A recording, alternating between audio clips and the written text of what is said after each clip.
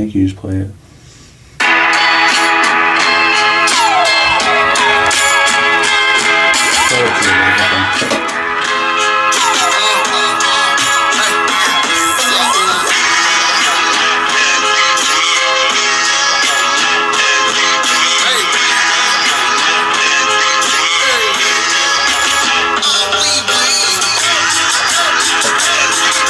Hello and welcome back to Hussle and Bustle. I am Pat. I'm Alex. And this is a new medium, if you will. Yeah. It's kind of exciting, huh?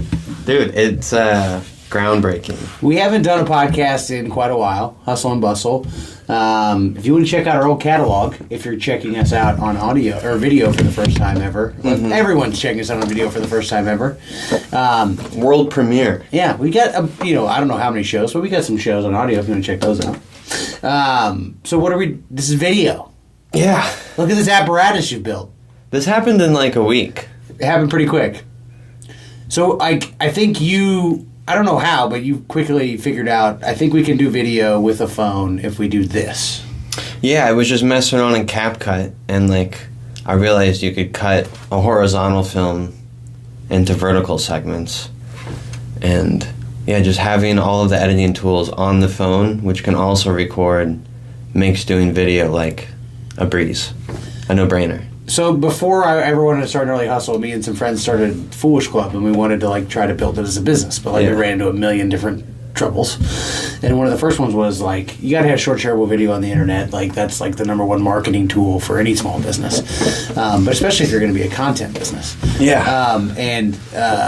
I didn't have really the capacity to do any of that shit. But now with CapCut, by doing Gnarly Hussle and forcing ourselves onto TikTok, which how many months did we hear people tell us we needed to do TikTok, and we tell ourselves we needed to do TikTok, and then before we actually did it? So long. An embarrassing amount of time. And we're still, I think, dipping our toe into it. Yeah, we're still only just figuring it out. Yeah. And then we discovered CapCut. And then, but for a long time, we built a podcast studio, all that to say. I had a podcast studio before we had a thrift store. Then when we built the thrift store, we built a podcast studio into it because we knew content creation and putting it on the internet was going to be a part of how we were going to market as part of our business model. Yeah. We thought we could rent out the studio and give that podcast studio or network a home. And, we always wanted to make turnkey video a thing. Which is a lot harder, like, in practice than you think it is on paper. Yeah, it sounds like or at least it has been. You're like, it's 2022, it shouldn't be that hard. And then you realize it's kind of hard to do. So we figure out how to do video stuff by doing TikTok and social media for Gnarly Hussle. And then that unlocked this. And then, like, within a couple of weeks, we bought some tables and you took this bad boy apart. Yeah, it was just a box. I was like, that's a lot of flat sides that we could make. This was not what I originally envisioned. It was like definitely built into it. But it was like you purchasing these long tables and then combining them and then needing a front to it and then constructing this whole apparatus. So we always had a studio in here, and before it was just kind of like a table with some wires. And now I think it's actually a palatable, marketable studio. So if you're looking to do podcasts in Kansas City, be they audio, be they video, we have home hacked. I don't know, what would you call this? Just DIY it, dude. We DIY'd our way into having a little studio here. So we're like this far from semi-pro. It's pretty legit. Yeah. We're as good at this as Jackie Moon was at basketball, is what you're saying. I think that's a fair point. So that's update announcement number one. First segment, announcements. Announcement, we have a studio and the podcast is back. Welcome to the show. And announcement number two, the best barbecue in Kansas City is right down the street. Amazing. So happy about it.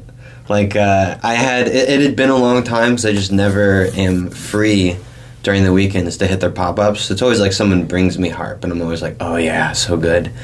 And then now that they're available to just visit as a restaurant has got me juiced. Like, well, it makes it accessible again. Yeah. So if you're unaware, Harp Barbecue, Tyler Harp, started, he's an Independence kid, has a lot of Raytown roots, and he started popping up at Crane Brewery 6 years ago, I think it was, or maybe it's only been a few years. I think he started doing barbecue 6 years ago is what it was. Okay. But he's been popping up down at Crane now for at least 2 or 3 years and crushing it, like doing it Texas style. Sells out every weekend. So essentially, it's like a food truck. He doesn't have a truck. So every weekend there's a line. We're talking hundreds of people long, hours long. Like the first time you heard Hard Barbecue was probably traumatic because I came in here fucking steam coming out of my ears like it's Cartoon Network. Because me and Jen had just waited over 2 hours in that fucking line, and then Tyler himself comes up with his, greasy gloves and points right in front of me. He says, I think that the lines, we're going to run out of meat right here, right in front of me and Jen. Luckily I'm wearing a mask, so it's less visible, the anger.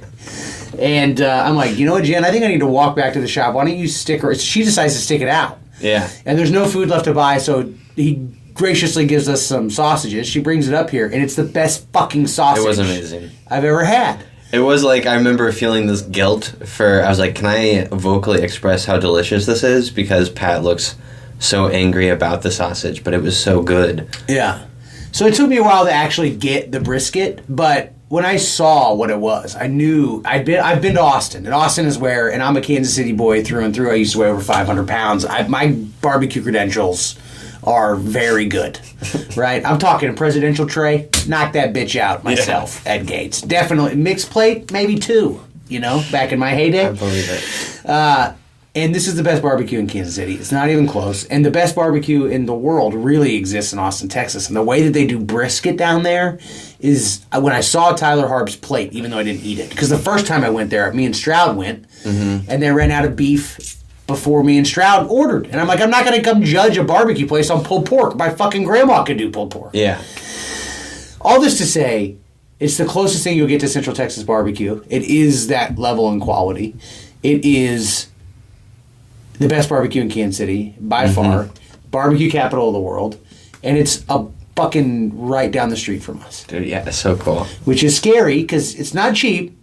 Yeah. And I'm going to go poor and get real obese again. It's an investment into your flavor buds. Like, it is an experience for sure. And if you think I'm an idiot and I'm just gassing it because it's right down the street, eat it. Eat it and then come in here and eat it in front of me. And if I'm wrong, we can Chechen slap fight, and I'll let you go first. But you won't be, because it's that good. You won't want to slap fight me. Yeah. And if you like it, I get to slap fight you. But it's the best meat on the plate. I mean, how would you describe it? I mean, it's different than... I mean, when I was working on the studio late one night, you went down there to kind of check it out before the grand opening. Yeah. And you brought back some of the brisket. Yeah. And I was dancing. It was physically making me move. It was so good. Yeah. And it melts in your mouth. Dude, it's amazing. Just thinking about it gets me cheesy. We popped up there on their grand opening, and it was just fun to be a part of. And also, High Hopes ice cream was there. The best ice cream I ever had in my life. That's who it was. It's down on Troost, and they had this cornbread ice cream. You were the only person to rave about it, and I brought it back. Jen's mind is blown, too. Her mind just absolutely exploded. Anyways, they were really good. We were at their pop-up. I brought you some brisket. I've been in there one other time. It was last Tuesday, just randomly. I went in there at 11:30. They open at 11. I'm telling you, there were more than 100 people I saw in the 25 minutes I was waiting for barbecue. But because it sold out, so this is the way they did it. I kind of got sidetracked, salivating over their barbecue. But at Crane, they would pop up at the brewery, and there'd be a line of whatever for hours. Yeah. And they would sell out. And so it was very hard to get, and you had to freaking wait forever to get it. And you had to be really patient, and it was like a camp out type thing. It was a whole day. Now it's accessible. Now you can walk in there on a Tuesday or Wednesday or Thursday, get the best barbecue in Kansas City, and it's as good as any barbecue there is on the planet. Yeah. And it is just phenomenal. And good people. What do you think it means for our business? What do you think? What are your hopes? What are your thoughts? What do you think? I mean, I think it brings the collective Raytown up, which is good for our business. It's right across the street from the store, that dope-ass meat butcher shop. So, if we keep adding cool places to eat, shop, and drink, in Raytown, that's great for our business. Bringing just casual people who are eating and drinking and shopping is good. So, I think it's definitely, great for business. And I don't know. I was juiced when he told us back in in the middle of summer he was going to open up a store. Yeah.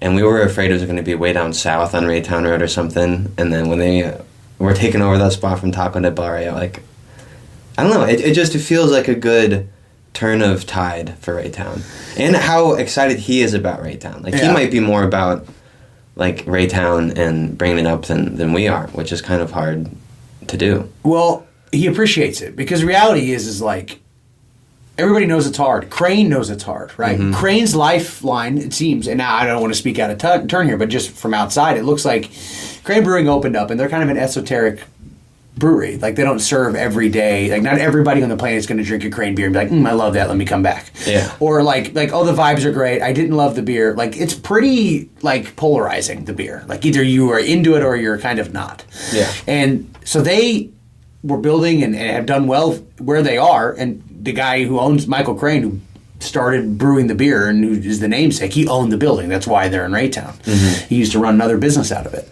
Anyways, the trail has done really well for them. Yeah, they're right on it. And then Harp did really well for them. Uh-huh. And then having a brewery to serve your barbecue out of did really well. Crane did really well for Harp. Yeah.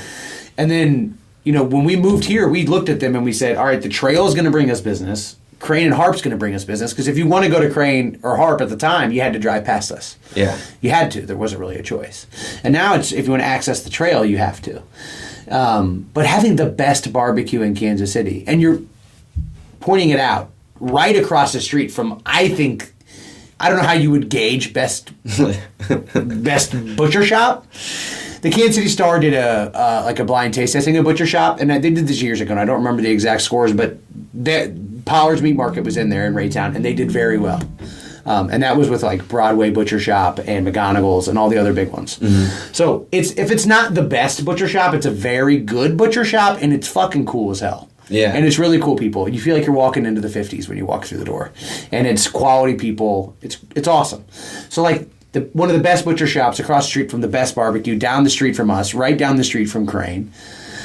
It's just brick by brick is how you have to build things, and Raytown is kind of getting cooler brick and mortars. Yes. I think it's exciting for us. Yeah, exactly. So that's another update. And speaking of Raytown, Go Bonds. Dude, I still am fixated on these 40 votes. That, like, the street, the Go Bond, the 30 million. Maybe if we would have made 2 TikToks about the vote, we would have been able to get Raytown over the hump. Don't get me thinking. So tell the folks what happened. Don't assume anybody knows. So about the 40 votes. So this was an issue that was first put on the ballot on the August 13th primaries, elections. I don't really know. And there were 2 Go Bonds to repair the roads and sewers. And to pay for it, they would steadily increase the property tax over 20 years. Raytown, who I'm learning, hates tax increases. Haven't passed an actual tax increase since the 70s. Yeah. The majority, both of those bonds, they both majority yes, but not I don't know what the percent is. 57.1 something. Yeah, something crazy. Is what it had to be. That was the threshold. More than a majority. And they didn't reach that threshold, so they both failed. So they cut the, I think, total bond that they're borrowing by almost half, by quite a bit. It was 30%, 40%, and they put it back on the ballot. And the $30 million street ones did make it by 40 votes, but the $7 million sewer repair made it by 40 votes. So Raytown's been struggling to get any kind of tax, any money whatsoever approved for anything. They finally they're like, we did so well on this shit in August, we're going to try it again in November. We're trying to do sewers and roads. Those are the 2 things we have to improve, sewers and roads. Yeah. And sewers passed, roads failed, and the difference between the votes was 40 people. It was definitely 40 people voted. Do you think those no 40 people, yes. how many people, do you think it's 40 people? Or do you think there's a lot of people who voted for sewers that didn't vote for streets, or that voted for streets that didn't vote for sewers? It's possible. But the numbers are off by 40. So I'm sure there's more than that, the discrepancy of people who didn't vote for one or the other. But yeah. It's just, it seems so peculiar. If 40 more people would have voted, then it would have passed. Yeah. That's what you're saying. It's wild. Votes matter, especially in local elections. I'll believe that. Well, in Raytown, it's only local. I'm going to get roasted maybe by one person. I don't know who would roast me, but Raytown has a really low voter turnout. It's 12% of the actual eligible voters or something. It's shockingly low. Yeah. And so what you need to do to pass around here is not convince the actual voters that are voting. You just need to find 120 new people. There was... This is the most, like, local propaganda I've received in a mail. For Raytown? Yeah, what was this? It was just seemed to be on social media. Well, you live in Raytown. Yeah. So, but I only saw it on social media. But anyway, celebrate. We passed something. So, new sewer line. Yeah. Here we come, baby. Glass half full. Cleaner water, maybe. So that's your announcements for the week. Do you glass half empty, half full next? Yeah, let's do that. And you got some... This is your show. So just pop culture, current events, random topics that you don't really have to be 100% for or against, but you got to choose, like, are you at least leaning one direction or the other? Okay. Half full or half empty. Mm-hmm. So I know your opinion on crypto already, but half full or half empty on FTX filing for bankruptcy and crashing? I mean, I don't know enough about it. I don't know how I am enjoying what's it called where you like watching other people fail? I don't know. Yeah, there's a term for that. No, it's Schadenfreude. I'm experiencing some Schadenfreude a little bit. I feel a new term. It sounds like he basically without getting too far into what the fuck crypto is. Yeah. These exchanges are banks. Is that what FTX was? It was an exchange. That's the metaphor, yeah, I've heard. Well, banks, real banks, they take your money, and they're backed by the FDIC, federally insured, which means that if I put in $100,000, and my bank says I have $100,000, and we all agree that's what I put in, and fees, yada, yada, I can take out my $100,000. Yeah. And if I go to take it out, as long as that, everyone agrees that's what I have, they have to give it to me. But the banks take that money, they loan it out, and they do all sorts of shit with it. The classic your run on money's the not bank. like sitting in a vault. Yeah. So it sounds like that's what this dude was doing. So SBF, Sam Bankman-Fried, I think was his name, is he was taking all this crypto money, and then he was from other people, and then he was borrowing against it, like real money. Yeah. It seems... I don't really get it. The main takeaway I got was... It's just lack of regulation. Like, this is kind of, I heard someone say it was like almost play for play, like what happened with like stocks when the internet hit the stock exchange. It's like a replication of things that have already happened in the stock exchange and in banks, but because it's crypto, there's no regulation to stop him from doing what he just did. Yeah. I don't know if SBF is a bad guy or not. Apparently he was a big Democrat donor. He's effective altruism or whatever. Yeah. I've heard that term. It's a Sam Harris thing. I know. He seemed bummed on his last podcast. Yeah. He went from, seemed kind of bummed though. Yeah, it's true. Like 16 billion to basically 0 billion.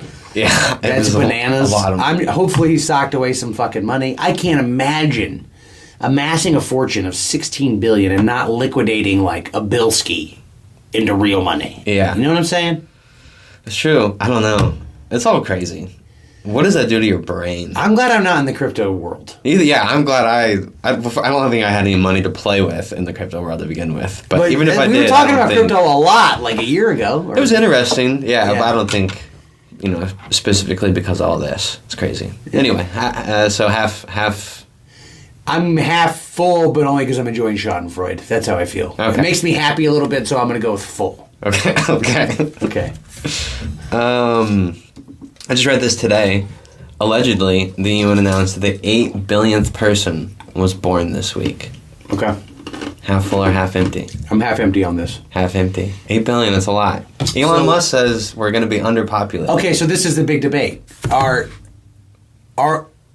So a lot of people, it would seem, and Elon being one of them, which I don't like to agree with Elon. So surprise, surprise, I disagree with him here. Think that the Earth can actually hold a lot more people, and that the fact that our population is going to slow, the growth of our population is going to slow, is going to kill us economically. And I don't understand that. Because, what seems like it's going to kill us is global warming, and all of the things. Like, global warming seems to be a byproduct of too many humans on Earth. Mm. Like, more humans on Earth makes that worse. So, if we had to choose which fire to put out, would you put out the Earth is going to kill itself fire? Or would you put out the we're going to have economic problem fire? Yeah, fair. So that's why I'm half empty on like population. Like I'm cool with it calming down a little bit. I think it is scary economically though, because it would seem that like the entire world order and economy is based on credit. Yeah. And credit seems to be based on being able to continually sell credit to new customers. You know what I mean? Yeah. So, like, it seems to be, like, one big, like, growth. Like, it seems like Earth right now, Western civilization might be WeWork. We're definitely on a growth business model. And, like, if we stop growing, which technically shouldn't be a bad thing. Like, we should just be able to live in some type of homeostasis. Right. If we're not growing, either that's culturally a bad thing or it's, like, a critically real bad thing. And we all... I mean, Ukraine and Russia can't even agree on Crimea. Like, we're already having... The humans on Earth, sub 8 billion, we're already having enough trouble dividing up the cows and the dirt. So I don't know that we need more. I'm half empty. Okay, fair. Do you take opinions on these, or is it just me? I don't know. I can take opinion. Yeah, I definitely need to. The FTX crash, I'm kind of... I feel like a lot of people lost money. So it kind of bummed me out. But... You know, that's what you do. But are they... I like, you know, you can't feel bad for them. Like, that's... Again, Schadenfreude. It's the risk of it all. Yeah. It's the investment of it all, you know. 8 billion people, you know, that's... I would like to know if we've grown or slowed. I mean, I guess, like, the whole thing that those people is the growth is slowed. But is that just the U.S. or is that worldwide? Well, I know, like, people are having less babies. Like, your generation has less babies by their mid-20s than my generation did. Yeah, like I was just talking with... My generation's having less babies than my parents' generation. I was just talking... I had my sister Allison over, and I was like, can you imagine... Because, like, my parents had me at 21, 22, I think 22, 23, something like that. Yeah. So, like, I would be with 2 or 3-year-old kid. Like, my dog is only 2 years old. I'm 36, and that blows my mind. Not okay. Like, I could, yeah. So, it is, like, an interesting... And I am in the majority. Like, yeah, my friends are not having babies. Yeah. Well, and there's your brother's generation, and even younger. A lot of people aren't even having sex, let alone having babies. Yeah, that's true. It's weird. I'm lazy, but I did recently start listening to a podcast about egg freezing. Apparently, a lot of women hit their mid-30s and they can't find a partner, so they're like freezing eggs. That's how lazy of a podcast listener I am. When it rolls onto the new podcast, I'll just listen. So that's how I ended up in that one. You learn something new just by being lazy. Mm-hmm. All right, next one. This is an oldie, but it's becoming relevant again because a bunch of people are striking it down, or states are at least, but student loan forgiveness. Specifically, the one that was announced and supposedly will roll out. Who knows? I'm half full on it being stricken. I think it should be stricken. Okay, interesting. I wasn't expecting that. We have a lot of inflation, and I don't think forgiving student loans, and especially untargeted student loans, like... I'm married to a teacher, so I'm a little biased. I'm also the son of a teacher, so I'm a little biased. But I don't know if you've been near a school, but they're all fucking flaming dumpster fires right now. They're all. So if you want to do loan forgiveness for people in education, bada bing, I'm in. If you want to, like, take a guy who's a doctor and has, like, $400,000 in loans, or a lawyer, and say, if you go teach for 3 years, we'll absolve you of all of it, I'm in for that. Like, there should be no cap. But you should have to earn it by teaching. I like that. Or like some kind of service. Like, what else do we need? Fast food workers? We need better fast food. What do we need in society? Like, I'm down to give away college, but like, we got to get some value back. Like, I don't like, especially with how much the average American's hurting right now. Yeah. We got to be solving a problem that's more than just giving people a little bit more spending cash. Because I think that's how we got here. Yeah, on paper, it's such a thing that you aren't supposed to hate, but it's not productive in any manner. Yeah. Except for, like, one time to a handful of people. And the thing is, like, I'm a free college guy, too. But I just, this one, you said, you framed it and you put it in, like, a box and said, this one, no, I'm bouncing. Same. Agreed. Yeah. Right. One more. This one I just put on. Colorado legalized mushroom experiences and then decriminalized personal use of medicinal mushrooms. Half full or half empty? Wait, okay, so you're just talking about the shrooms. Yeah. Oh, I'm half full. Big full. And that I'm over the brim. isn't that like completely legalized? You can go and we can go to Colorado. I don't know when it passes or when it's enacted, and sign up for an experience, and someone will give us an experience. That's bananas. It just seems. I mean, mushrooms crazy. are a weird thing, and like I'm not that worried about. Here's the deal: you do mushrooms once, like you're not like in a hurry to do them again. Yeah. You know what I'm saying? Like this isn't an addiction issue. Like I think you could have one-off accidents where somebody is tripping. Yeah, which is why it's a guided and like legal and like instructed experience, like provided by professionals. This is where we're going. It's wild. I guess this is how far deregulation has gotten. I didn't realize it was on the ballot. Yeah. Like it's bananas. Yeah, it's crazy. Yeah. And like along with that, Missouri legalized cannabis. This passed on the 8th. Another like I would have never assumed. Is this your headline? Is this your news? Yeah, headline? I guess we can roll. We can roll into the news fix. This is my headline. Yeah, weed's legal. Well, will be soon. December 8th, I think. I keep reading like the 6th, 7th, or 8th, something like that. Okay. You said the 8th, so like that. We're gonna have a prohibition sale. Yes. Whatever day it is, we're gonna circle it. We're gonna communicate it soon. Maybe even have a flyer. Pop up right here. I don't know how quickly we're going to edit this. Prohibition sale. So whatever day it's Prohibition ends officially. Call it the 8th for now, but subject to change. We will, the entire store, all clothing items will go on sale for $4.20 that day. Yeah. So yeah, that's what we're going to do for the end of Prohibition. It's a pretty big deal. I think that it opened up some avenues for us. Absolutely. As a brand, potentially. Not that we're going to get into the pot business, but I think that there's ways to make money in and around new industries opening up. And I think Raytown, this is an opportunity, right? Because Raytown, cities can now pass up to a 6% tax. So a 6% to take advantage of this. 6% was automatic from state, and that's supposed to go to like different government programs and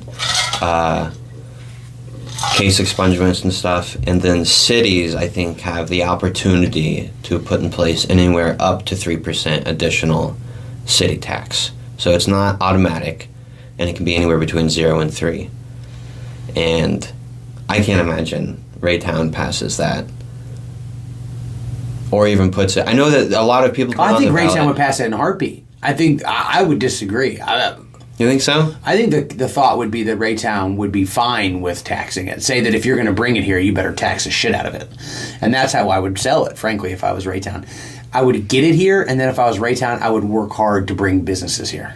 Because it's a marijuana sales tax, right? Yeah. All right, so then I would give tax incentives to get the businesses here, to get the sales here. So I would max out the sales tax, and then I would find some other way and to get actual weed businesses and attract them to Raytown so that we have the fucking traffic of it.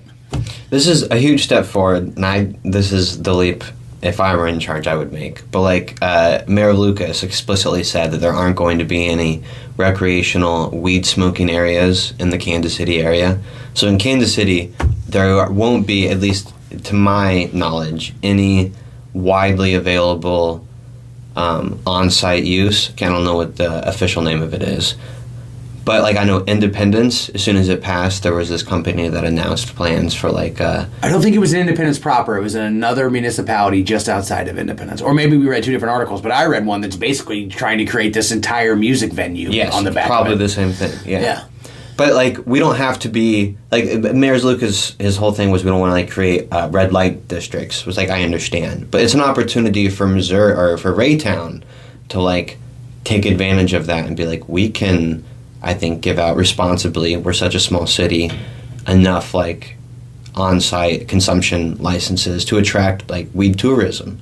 Like imagine hard barbecue, but with infused barbecue sauces and stuff, and you got to experience like weed tourism with the best barbecue in the Midwest. Like tell me that wouldn't bring at least some people to come into Raytown and experience that shit. 100%. So like. I just think of the cool businesses now, and I'm going to miss some, without a doubt. But you got Messner's, B company. It's one of the coolest fucking businesses in Kansas City. They're an event space. They have a trolley truck. They're in Maiden KC locations. They grow honey. I mean, it's remarkable. Grow honey. Grow the things. Is that what you do? I shit guess out honey. I don't know how it works, but I'm sure that they can tell you. Then you have Harp, the best barbecue in Kansas City. Then you have Crane, which is one of the coolest breweries in Kansas City, right off the trail. It's a really fun, cool experience. You've got Serenity Cafe, which is getting better and better, and it's delicious right up the street here. They got great food. Naughty Pine is an awesome little speakeasy. That like the vibes there you would never think are in downtown Raytown and they exist here, but they do. You have the butcher shop that we talked about, Powers Meat Market, Saddle Creek Winery and Vineyard. Right now, people don't really know it yet. It's kind of just operating as an event space. Gem. But that place, in 3, 4, 5 years, they're going to be talking about that all over Johnson County. Let me just tell you that right now. So, like, what happens if you infuse 3 weed businesses in central Raytown and throw them on top of what we just discussed? The momentum's starting to build quite a bit. You know what I mean? So I think it's an opportunity. I think it's an opportunity not just for Raytown, but a lot of different people. So that's what I would do. I would crank up the tax to 3%. I would sell it to the people saying, yeah, if weed's going to be smoked here, we want to maximize it. And if you're not, like, this is a way to get things fixed that you don't have to pay for. Unless you're buying weed, then this is, still low. Because if you're talking 9% tax, that's way lower than Illinois. You go to a dispensary in Illinois or Nevada, you're paying through the fucking nose in taxes. It's definitely on the high side of, like, the middle range as far as what states have done tax-wise. Okay. So there's definitely states that tax higher, but it is, like, a little higher above average. Yeah. So that's what I would do. I would get the max value, and I would as for us, and then I would, on the back end, I would incentivize certain weed business. You don't need 1 million. We don't want to have 1 million. Mm-hmm. But I would want some good ones, and I would want them in certain places. I would want them in downtown Raytown. Yeah, 100%. In a nice storefront.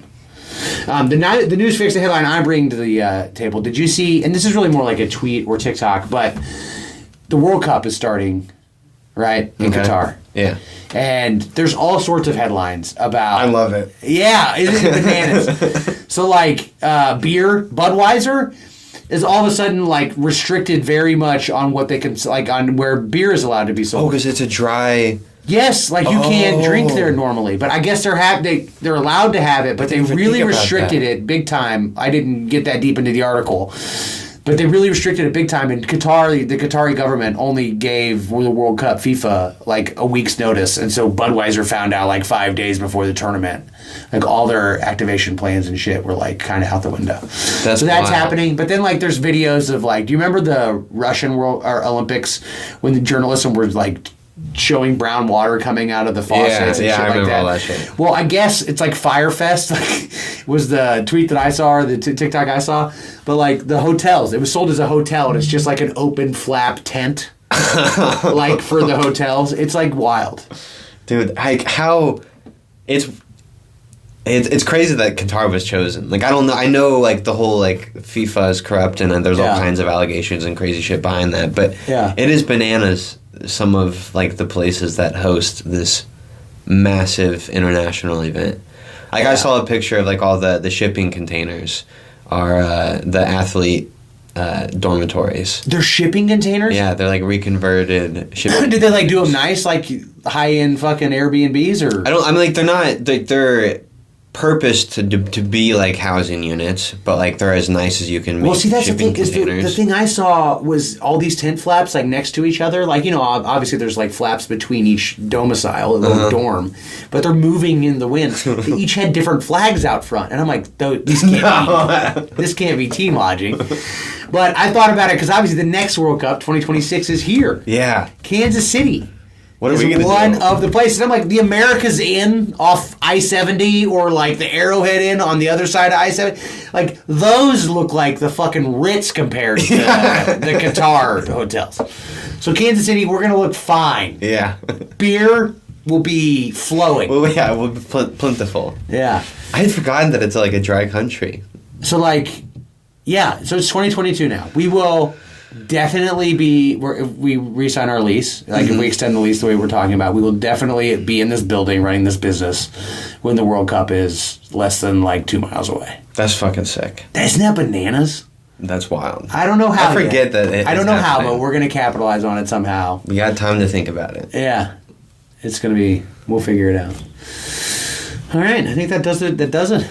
Yeah, that's about all. Thanks for tuning in to Hussle and Bustle. Welcome back. We'll do this more often. Yeah, revamped. All right. Peace. Not how to end the podcast.